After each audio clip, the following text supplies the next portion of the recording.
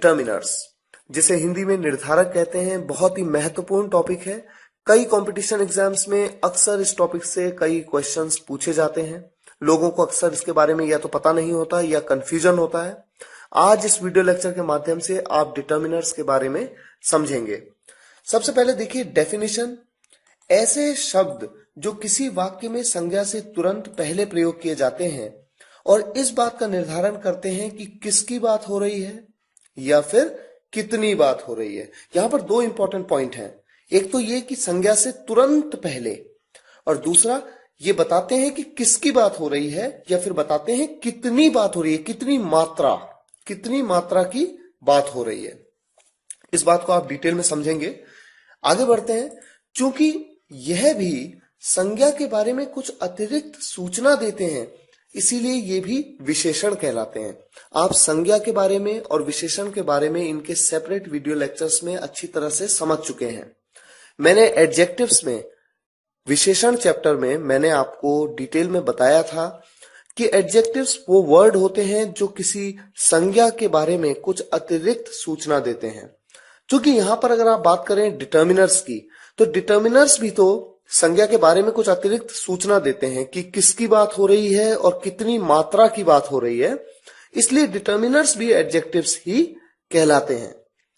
सभी स्टूडेंट्स के लिए देखिए, अगर इंग्लिश में हम इस टॉपिक को, अगर इंग्लिश में हम डिटर्मिनर्स के बारे में डेफिनेशन देना चाहें तो किस तरह से हम लिख सकते हैं। A determiner is a word that is placed just before a noun to give additional information about that noun, and that's why they are also classified as adjectives. इसीलिए डिटर्मिनर्स भी एडजेक्टिव्स ही होते हैं। एग्जाम्पल के माध्यम से आप इस बात को बेहतर समझेंगे। धैर्य रखिए, आप अच्छी तरह समझ पाएंगे कि डिटर्मिनर्स होते क्या हैं। देखिए एग्जाम्पल है, यह लड़का राम है। दूसरा एग्जाम्पल है, वह लड़का राम है। लड़का क्या है? लड़का मतलब बॉय, एक कॉमन नाउन है। नाउन चैप्टर में इस बात को आपने समझा था। नाउन से पहले मैंने यूज किया यह, या मैंने यूज किया वह। यह या वह कहने से देखिए मुझे क्या पता लगा। अगर मैं कहता हूं यह लड़का, इसका मतलब इस लड़के की बात हो रही है। अगर मैं कहता हूं वह लड़का, तो उस लड़के की बात हो रही है। तो यह या वह का प्रयोग करने से मुझे क्या पता लगता है कि किसकी बात हो रही है, किस लड़के की बात हो रही है, इस लड़के की या फिर उस लड़के की। तो मैंने आपको डेफिनेशन में बताया था कि किसकी बात हो रही है ये बात पता लगेगी, और यही बात यहां पर पता लग रही है। तो ये जो वर्ड है मेरे, यह या वह, यह के लिए दिस और वह के लिए दैट, ये वर्ड ही तो मेरे डिटर्मिनर्स हैं।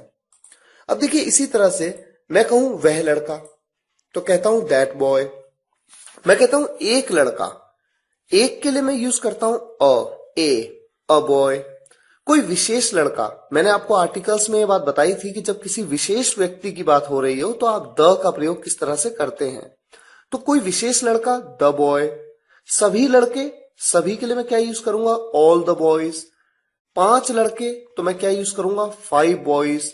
तो ये जो वर्ड मैं यूज कर रहा हूं, दैट, द, ऑल, 5, ये क्या है? मेरे डिटर्मिनर्स हैं। क्यों है डिटर्मिनर्स? मैंने आपको डेफिनेशन में बताया था। ये बताएंगे आपको कि किसकी बात हो रही है या कितनी बात हो रही है। अब देखिए, मैं कहता हूं वह लड़का, तो यह पता लगता है कि किसकी बात हो रही है, उस लड़के की।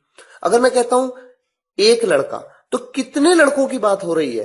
एक लड़के की। अगर मैं कहता हूं 5 लड़के, तो 5 लड़कों की। अगर मैं कहता हूं ऑल द बॉयज, सभी लड़के, तो यहां सभी लड़कों की बात हो रही है। तो या तो किसकी बात हो रही है या फिर कितनी बात हो रही है। यही हमारा डिटर्मिनर्स का कॉन्सेप्ट है। कई टाइप्स हैं इसके, 4 टाइप के होते हैं डिटर्मिनर्स: आर्टिकल्स, डेमोन्स्ट्रेटिव्स, पजेसिव्स और क्वांटिफायर्स। आर्टिकल्स के बारे में तो हम ऑलरेडी पढ़ चुके हैं। आर्टिकल्स क्या होते हैं? 3 आर्टिकल हैं, ए, एन और द। मैंने आपको आर्टिकल्स चैप्टर में, आर्टिकल्स के वीडियो लेक्चर में डिटेल में समझाया था कहां पर ए का यूज करना है, कहां पर एन का, कहां पर THE द को द की तरह प्रोनाउंस करेंगे, कहां पर दी की तरह प्रोनाउंस करेंगे। इस बात को आप आर्टिकल्स चैप्टर में डिटेल में समझ चुके हैं। अब बात करते हैं डेमोन्स्ट्रेटिव्स की। 4 डेमोन्स्ट्रेटिव्स होते हैं: दिस, दैट, दीज और दोज। इन चारों डेमोन्स्ट्रेटिव्स के बारे में मैंने आपको दिस दैट दीज दोस के वीडियो लेक्चर में डिटेल में समझाया था, लेकिन आज हम इसे थोड़ा और जानेंगे। Demonstratives are used either as a pronoun or as a determiner. मैंने वहां पर जब मैंने आपको दिस दैट दीज दोस के बारे में बताया था तो मैंने वहां पर आपको एज अ डिटर्मिनर इनको समझाया था। देखिए आपके सामने दो एग्जाम्पल है। दिस इज माई बुक, मैं कहता हूं यह मेरी किताब है। यह किताब के लिए मैंने दिस का प्रयोग कर लिया। किताब एक नाउन है, बुक एक नाउन है, उसके लिए मैं दिस का यूज कर रहा हूं, तो नाउन की जगह पे यूज कर लेने वाले वर्ड को हम प्रोनाउन कहते हैं। ये बात प्रोनाउन वीडियो लेक्चर में भी आपने डिटेल में समझी थी। यहां पर मैं दिस का प्रयोग एज अ प्रोनाउन कर रहा हूं। लेकिन जब मैं दिस का प्रयोग बुक से जस्ट पहले देखिए तुरंत पहले मैंने किया, तो बुक क्या है, एक नाउन है, और नाउन से तुरंत पहले यूज किया और इस बात का निर्धारण किया कि किसकी बात हो रही है। मैं कहता हूं दिस बुक इज माइन, तो मैं बता रहा हूं इस बुक के बारे में, तो किसकी बात हो रही है, इस बुक की। अगर मैं कहता दैट बुक इज माइन, तो इसका मतलब किसकी बात हो रही होती, उस बुक की, उस किताब की। तो यहां पर दिस का प्रयोग एक डिटर्मिनर की तरह मैं कर रहा हूं, संज्ञा से तुरंत पहले। तो दिस दैट दीज दोस ये चारों ही मेरे डेमोन्स्ट्रेटिव डिटर्मिनर्स हैं। इसी तरह से देखिए पजेसिव्स, तीसरा टाइप है इसका possessives. His, her, your, our, my, their, its. देखिए मैं कहता हूं his friend is a teacher. Friend मतलब दोस्त। फ्रेंड क्या है, ये वर्ड क्या है, ये एक नाउन है। कौन सा नाउन है, कॉमन नाउन है। ये बात हमने नाउन वीडियो लेक्चर में समझी थी। नाउन से जस्ट पहले मैंने यूज किया, देखिए हिज, और इससे क्या निर्धारण हुआ, मैंने कहा उसका दोस्त एक टीचर है। तो यहां पर बताया कि किसका दोस्त, पता लगा कि किसका दोस्त, संज्ञा से तुरंत पहले यूज किया और इस बात का निर्धारण हुआ कि किसकी बात हो रही है, उसके दोस्त की या मेरे दोस्त की या तुम्हारे दोस्त की, किसके दोस्त की। तो किसका यहां पर निर्धारण हो रहा है, ये एज अ डिटर्मिनर वर्क कर रहा है। कौन सा डिटर्मिनर है ये, पजेसिव डिटर्मिनर। देखिए इंग्लिश बोलते हैं जब आप, तो जरूरी नहीं है कि आपको इन सब कॉन्सेप्ट्स के बारे में पता हो, लेकिन अगर आप किसी कंपटीशन एग्जाम को फेस कर रहे हैं, आपके सामने एक सेंटेंस दिया और आपसे ये पूछ लिया कि ये कौन सा डिटर्मिनर है, तो आपको वहां पर पता होना चाहिए। तो ग्रामर की जितनी अच्छी नॉलेज आपको होगी, आपकी इंग्लिश उतनी ही बेहतर होती जाएगी। और इंग्लिश वाले .com का हमेशा से यही ध्येय रहा है कि सभी स्टूडेंट्स को हर कॉन्सेप्ट को डिटेल में समझाया जाए। देखिए आगे बढ़ते हैं। आपके सामने दूसरा एग्जांपल है, my brother will not go, मेरा भाई नहीं जाएगा। ब्रदर क्या है, ब्रदर मतलब भाई, ये एक कॉमन नाउन है, इससे जस्ट पहले यूज किया माय, ये एक डिटर्मिनर है।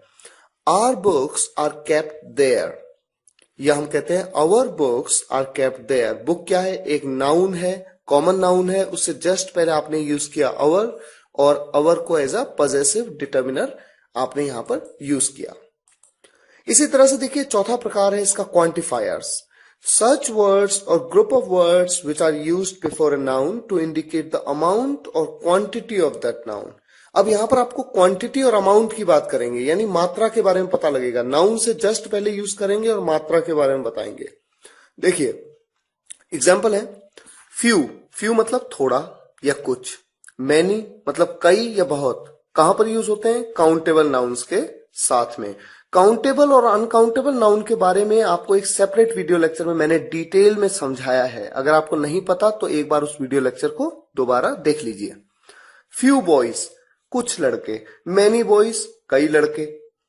फ्यू गर्ल्स कुछ लड़कियां, मैनी पेन्स कई पेन। मैनी स्टार्स कई तारे, मैनी हेयर्स कई बाल।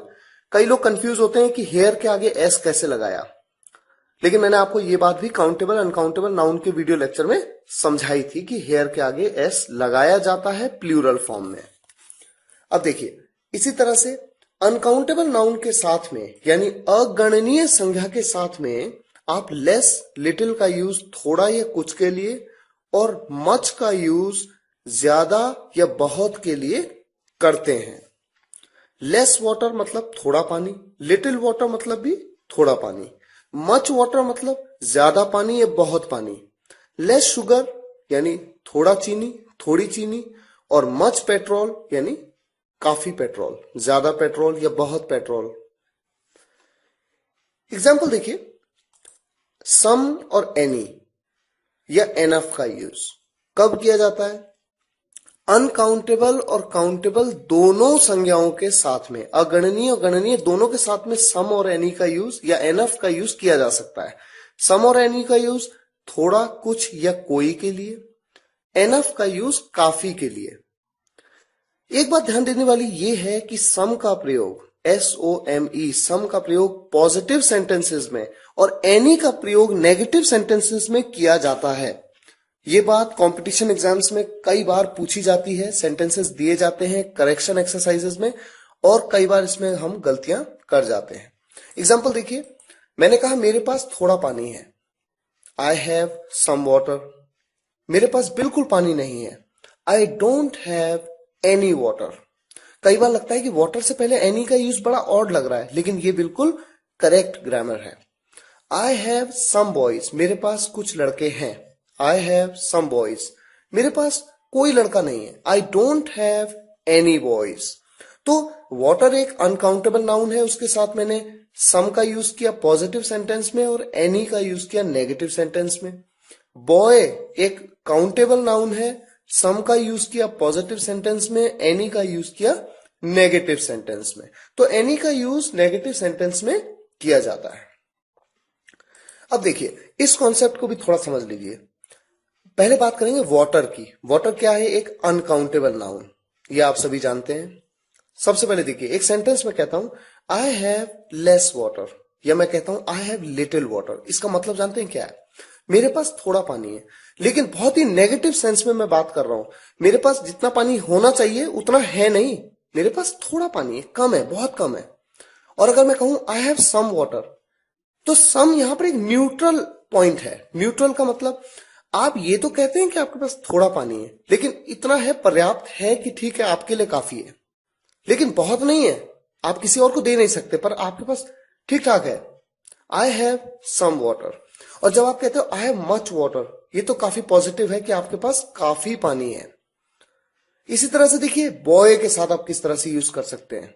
बॉय एक काउंटेबल नाउन है, आप कह सकते हैं आई हैव फ्यू बॉयज। यहां पर नेगेटिव सेंस में आप कहते हैं, यानी आप ये कहते हैं कि जितने लड़के होने चाहिए उतने हैं नहीं मेरे पास, कम है। I have few boys.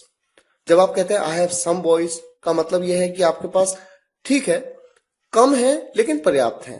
और जब आप कहते हैं आई हैव मैनी बॉयज, इसका मतलब है आप काफी पॉजिटिव है, आप कहते हैं मेरे पास कई लड़के हैं। तो यहां पर जो आपने लेस, लिटिल, सम, मच, फ्यू, मैनी, ये सभी क्या हैं? आपके डिटर्मिनर्स हैं। इसी तरह से देखिए, एवरी का यूज, एवरी बुक या एवरी बॉय। एवरी मतलब हर कोई, ईच मतलब हर एक या प्रत्येक, each book, each boy, all, all का मतलब सभी या सब, all the books, all the boys, सभी, ये सभी डिटर्मिनर्स हैं। बोथ दोनों, both books, both the boys. Whole सारा या पूरा, the whole world, the whole book. इसी तरह से देखिए, क्वांटिटी का निर्धारण फुल, हाफ, क्वार्टर, इन वर्ड से भी होता है। जब आप कहते हैं फुल ग्लास, तो क्वांटिटी के बारे में बताते हैं, यानी मात्रा के बारे में बताते हैं। फुल ग्लास या full jug, half the glass, quarter the glass. या आप कोई नंबर बोलते हैं,